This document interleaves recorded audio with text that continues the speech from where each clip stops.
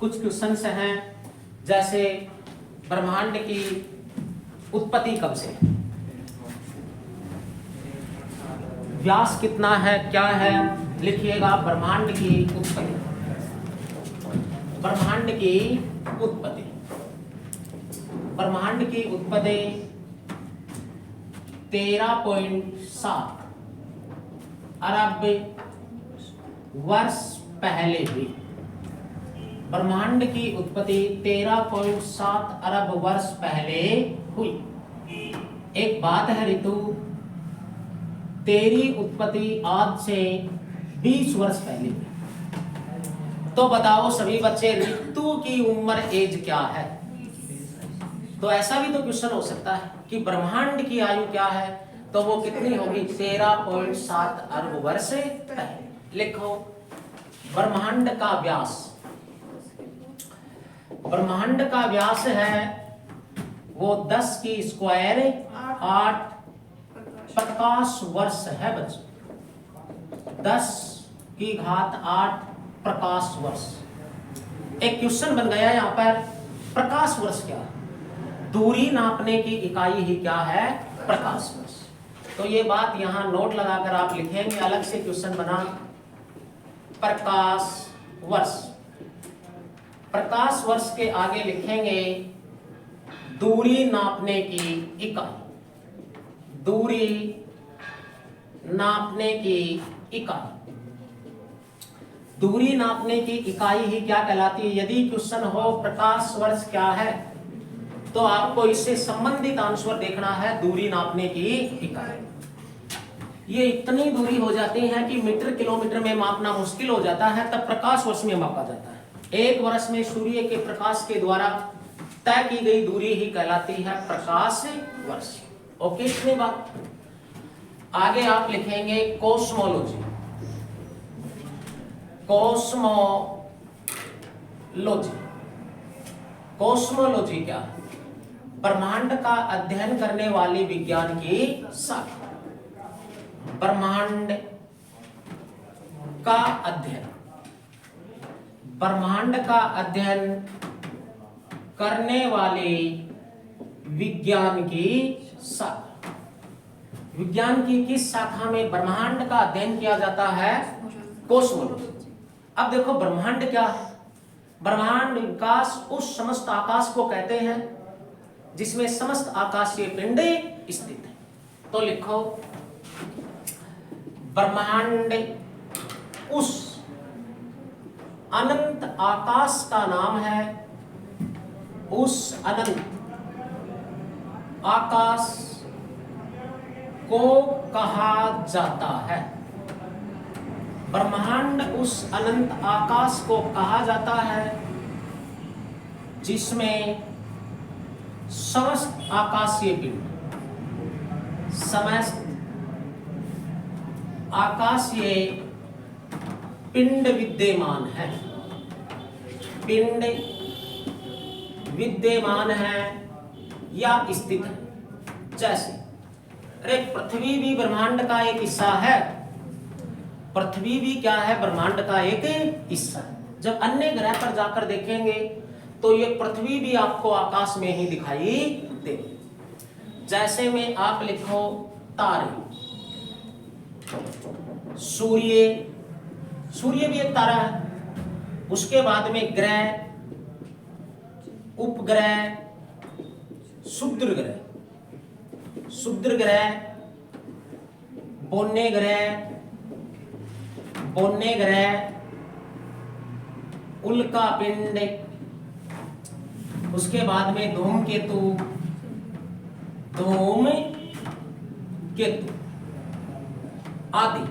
चंद्रमा उपग्रह में आ गया, पृथ्वी भी उपग्रह में आ गया। जैसे इसमें हम लिखने के लिए लिख सकते हैं 8 ग्रहों के नाम, उपग्रहों के नाम, क्षुद्र ग्रहों के नाम, क्योंकि चंद्रमा है वो एक सैटेलाइट उपग्रह है।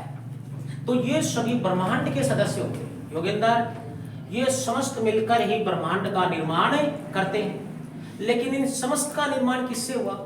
इन समस्त का निर्माण जिससे होगा उसी से ब्रह्मांड का निर्माण है। कोई ना कोई ब्रह्मांडीय पिंड किसी न किसी मंदाकिनी गैलेक्सी निहारिका का सदस्य होता है। तो ब्रह्मांड का निर्माण है ये अरबों मंदाकिनियों को मिलाकर हुआ है। और ये समस्त जैसे हमारी पृथ्वी है ये किस मंदाकिनी का अंग बना? आकाश गंगा का। ऐसे ब्रह्मांड के समस्त ये पिंड किसी न किसी मंदाकिनी गैलेक्सी से निर्मित हुए हैं, अर्थात ब्रह्मांड का निर्माण भी गैलेक्सी से हुआ है। लेकिन ब्रह्मांड में अरबों गैलेक्सियां पाई जाती हैं। लिखो आप, ब्रह्मांड का निर्माण। किसका निर्माण?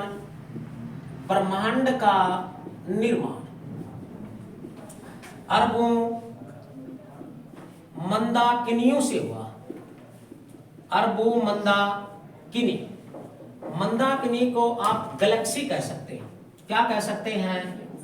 गैलेक्सी। इसे निहारिका भी कह सकते हैं। निहारिका ये होती क्या है ये तो अब आगे देखेंगे हम, लेकिन फिलहाल आप इतना जानिए, ब्रह्मांड का निर्माण जो है वो करोड़ों अरबों गैलेक्सियों को मिलाकर हुआ है। ब्रह्मांड का निर्माण अरबों मंदाकिनी गैलेक्सी निहारिका से हुआ है।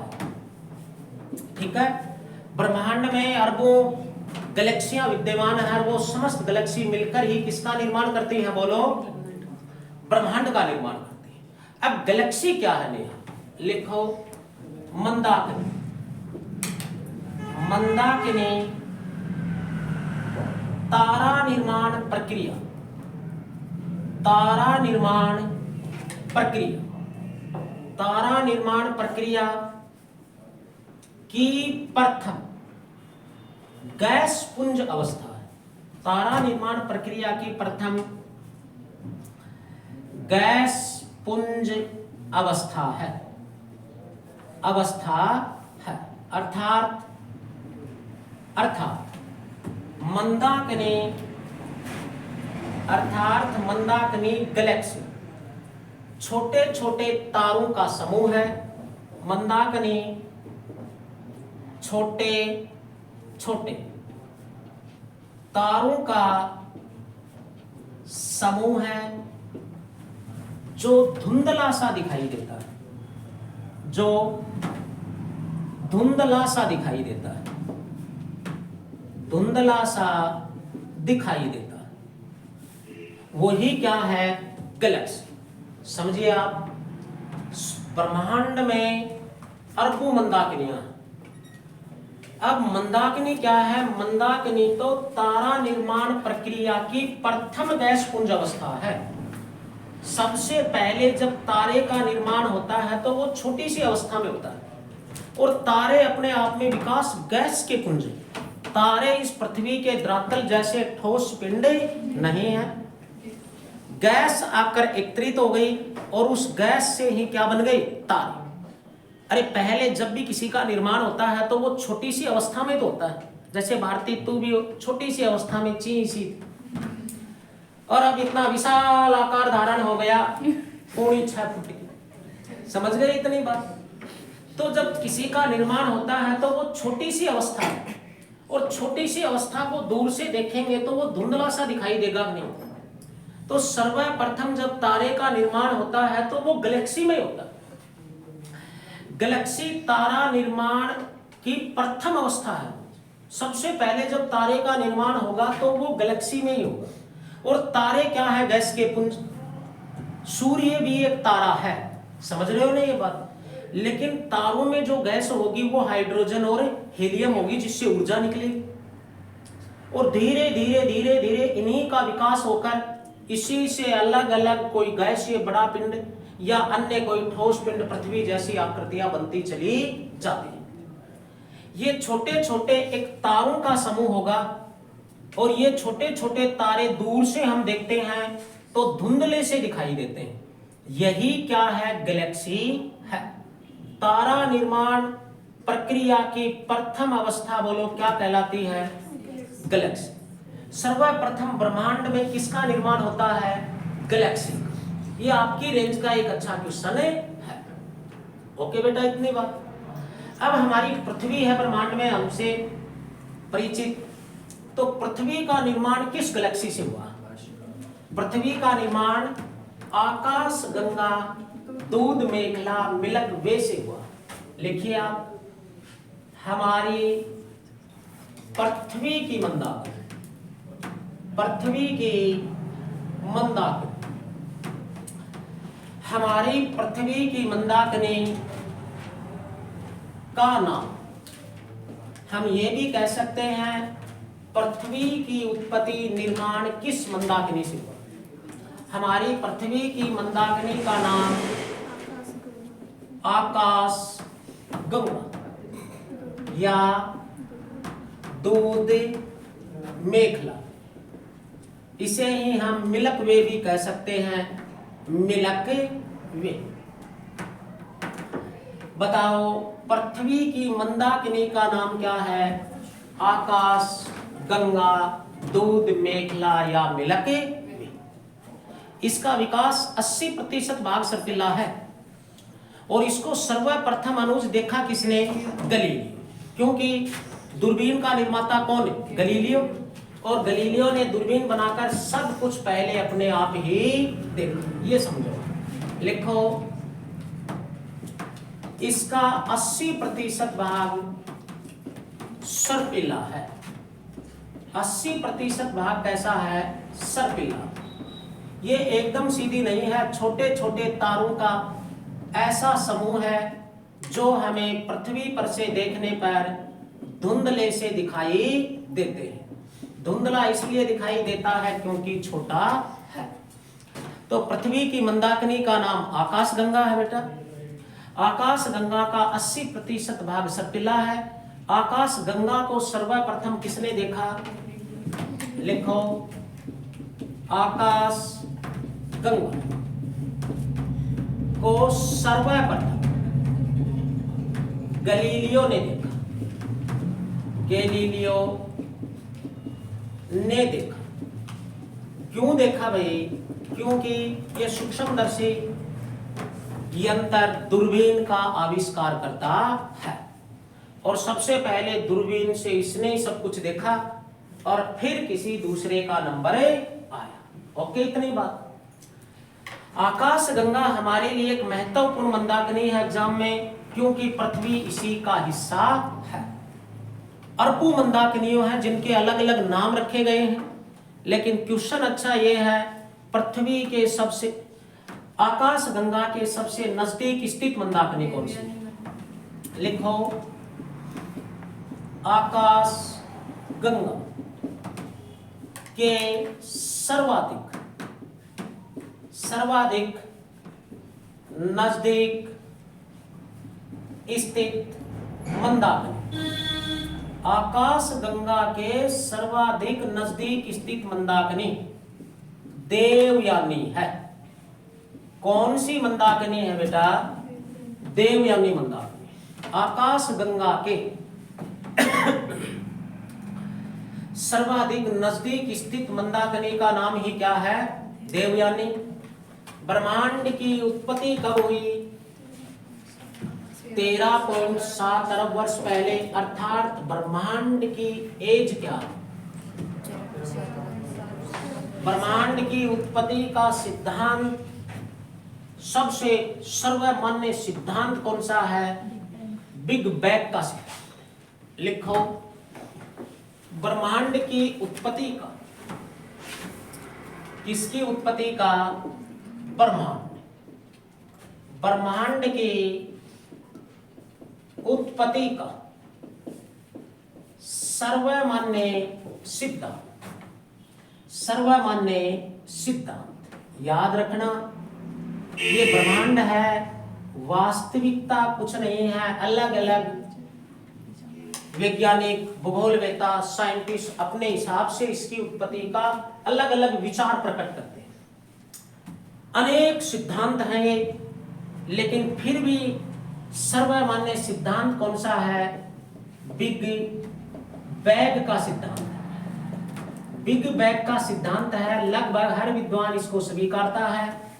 आपको इतनी गहराई में उतरने की जरूरत नहीं इस रेंज में कि ये क्या है क्या कुछ नहीं है। बस एक वन लाइनर क्वेश्चन याद रख लो कि ब्रह्मांड की उत्पत्ति का सर्वमान्य सिद्धांत कौन सा है, और वो बिग बैंग का सिद्धांत है। बिग बैंग का सिद्धांत किसने दिया? एडविन हब्बल ने दिया। लिखो, यह सिद्धांत एडविन हब्बल ने दिया। बस, और इसमें ज्यादा कुछ जरूरत नहीं। ब्रह्मांड की उत्पत्ति का सर्वमान्य सिद्धांत, लाप्लास वगैरह और भी है, लेकिन सर्वमान्य कौन सा है? Big bang. और इस सिद्धांत का जनक कौन है? Edwin Hubble. ओके बेटा। अब ब्रह्मांड का ही एक पार्ट होता है ऋतु, सौरमंडल। सौरमंडल क्या है, इसमें कैसे क्वेश्चंस आपके ऊपर बनते हैं, आपकी कंपटीशन रेंज का मोस्ट पॉइंट है सौरमंडल। हर एक शब्द इसका याद रखेंगे। सौरमंडल, सौरमंडल क्या है, क्या उत्पत्ति है, क्या कुछ नहीं है, वो हम देखते हैं। सबसे पहले बात करते हैं तो सौरमंडल की खोज किसने की? सौरमंडल की खोज के आगे लिखेंगे 1540 ईस्वी। कब रे? 1540 ईस्वी में पोलैंड भूगोलवेत्ता, किस देश के थे? पोलैंड भूगोलवेत्ता। पोलैंड भूगोलवेत्ता, नाम बताओ। कोपरनिकस ने। किसने की रे? पोलैंड भूगोलवेत्ता कोपरनिकस। पोलैंड भूगोलवेत्ता कोपरनिकस ने सर्वप्रथम सौरमंडल की। अब सौरमंडल क्या होता है? सूर्य और सूर्य के चारों तरफ परिक्रमा करने वाले पिंड ही क्या कहलाते हैं? सौरमंडल कहलाते हैं। लिखो, सूर्य एवं सूर्य की परिक्रमा, परिक्रमा का अर्थ होता है चारों तरफ चक्कर लगा, परिक्रमा करने वाले पिंड सौरमंडल में सम्मिलित होते हैं। सौरमंडल में सम्मिलित होते हैं। तो बताओ, सौरमंडल किसे कहते हैं? सूर्य एवं सूर्य के चारों तरफ परिक्रमा करने वाले समस्त आकाशीय पिंड मिलकर ही क्या कहलाता है? सौरमंडल। अब क्वेश्चन ये बनेगा, सौरमंडल में किसे सम्मिलित करते हैं? जैसे देखो, अभी आपने लिखा ब्रह्मांड, वो समस्त आकाशीय पिंड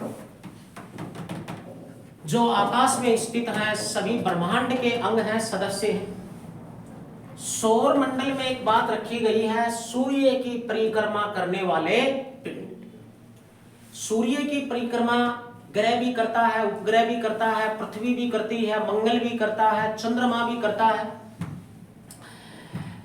करते हैं ना, धूमकेतु भी करता है। ये सभी सौरमंडल के सदस्य। इसमें सदस्य एक नहीं होगा, और वो कौन नहीं होगा? तारा। क्योंकि तारे अपने आप में सूर्य हैं। तारे कभी भी सूर्य की परिक्रमा नहीं करते। तो ब्रह्मांड के जो सदस्य लिखे थे उसमें एक हटा दो, क्या? तारा। और समस्त वो आकाशीय पिंड जो ब्रह्मांड के सदस्य हैं, सौरमंडल के सदस्य हैं। तारे सम्मिलित नहीं होंगे क्योंकि सूर्य भी एक तारा है। जैसे में लिखो ग्रह, उसके बाद में है उपग्रह, उसके बाद में हम ले सकते हैं क्षुद्र ग्रह। ये क्या होते हैं क्या नहीं वो आगे पढ़ेंगे हम। क्षुद्र ग्रह, बोन्य ग्रह। कौन से ग्रह? बोन्य ग्रह। उसके बाद में हम लिख सकते हैं धूमकेतु। धूमकेतु जिसे पुच्छल तारा कहते हैं ना, आदि। ये सभी सौरमंडल के सदस्य हैं। ये सभी मिलकर सूर्य की परिक्रमा करते हैं और इन्हें सौरमंडल में सम्मिलित किया जाता है। चंद्रमा एक उपग्रह है जो पृथ्वी का उपग्रह, ये भी सौरमंडल का सदस्य है। सौरमंडल के किसी भी सदस्य में स्वयं का प्रकाश नहीं है, किसको छोड़कर? सूर्य को छोड़कर। रेणु, तुझे रात को क्या दिखता है? चंद्रमा। ठीक है। अब चंद्रमा चमकता हुआ दिखता है विकास, तो क्या उसमें स्वयं का प्रकाश है? नहीं। जब सूर्य का प्रकाश उस पर गिरता है वो चमकता है टीना, और जब सूर्य का प्रकाश नहीं गिरता है ऋतु तो वो चमकना बंद कर देता है। पृथ्वी भी सौरमंडल का सदस्य है, ग्रह है, लेकिन इसमें स्वयं का प्रकाश नहीं। जब सूर्य का प्रकाश इस पर गिरता है ये चमकती है और हमें चमकती हुई दिखाई देती है, अर्थात दिन हो जाता है। ऐसे ही आप लिखो सौर मंडल में समस्त ऊर्जा का स्रोत सूर्य है और किसी भी इन पिंडों में स्वयं का प्रकाश नहीं, लेकिन ये चमकते हुए आपको जरूर दिखेंगे जब इनके ऊपर सूर्य का प्रकाश गिरेगा तब। लिखो सौर मंडल, सौर मंडल में समस्त ऊर्जा का स्रोत, समस्त ऊर्जा का स्रोत, प्रकाश का स्रोत कौन है? सूर्य। सौर मंडल में समस्त ऊर्जा का स्रोत सूर्य है। लिखो सौर मंडल का प्रधान, सौर मंडल का प्रधान, सौर मंडल का प्रधान भी कौन होगा बताओ? सूर्य। इतनी बात ओके। सौर मंडल की खोज किसने की? कोपरनिकस। सौर मंडल का मतलब यह है कोपरनिकस ने 1540 ईस्वी में यह सिद्ध कर दिया कि वो समस्त आकाशीय पिंड जो सूर्य के चारों तरफ घूमते हैं, परिक्रमा करते हैं, वो ही क्या है? सौर। सौर मंडल में शर्त है समस्त आकाशीय वो पिंड जो सूर्य के चारों तरफ है, इसने ये सिद्ध किया। लेकिन 1540 ईस्वी से पहले भी ये सभी को पता था कि आकाश में, ब्रह्मांड में ये सूर्य है, ये पृथ्वी है, ये चंद्रमा है, ये बुध ग्रह है, ये शुक्र ग्रह है, ये बृहस्पति ग्रह है। समझते हो ना? तो उन्होंने क्या खोज की? इससे पहले ये माना जाता था कि पृथ्वी स्थिर है। क्या है? पृथ्वी तो स्थिर है और पृथ्वी के चारों तरफ सूर्य घूमता है। 1540 से पहले विश्व में यह माना जाता था कि पृथ्वी एक जगह स्थिर है और पृथ्वी के चारों तरफ कौन घूमता है? सूर्य।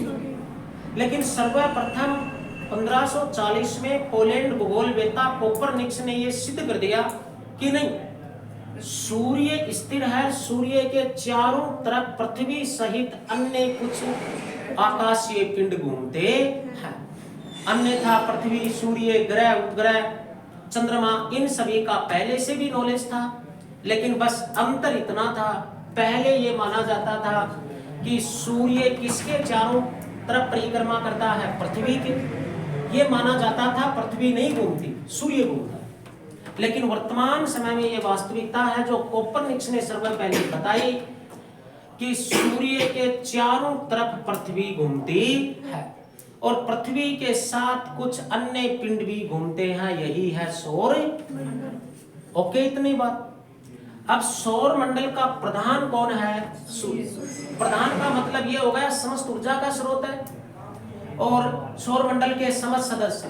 डाट दे, डाट बेटा, ना ना, वह हमने देख रही है, डाट नहीं पड़ेगी। ओके, इतनी बात। अब इसी का प्रधान और समस्त ऊर्जा का स्रोत कौन है? सूर्य। तो पहले हम सूर्य पढ़ेंगे, उसके बाद में हर एक पॉइंट, ग्रह, उपग्रह, क्षुद्र ग्रह, पुण्य ग्रह, धूमकेतु, ये क्या होते हैं, इनके ऊपर कैसे क्वेश्चंस आ सकते हैं, ये हम पढ़ेंगे। आ जाए, आज इतना ही क्लास में, कल हम सूर्य पढ़ेंगे। आज कुछ तबीयत भी लूज है।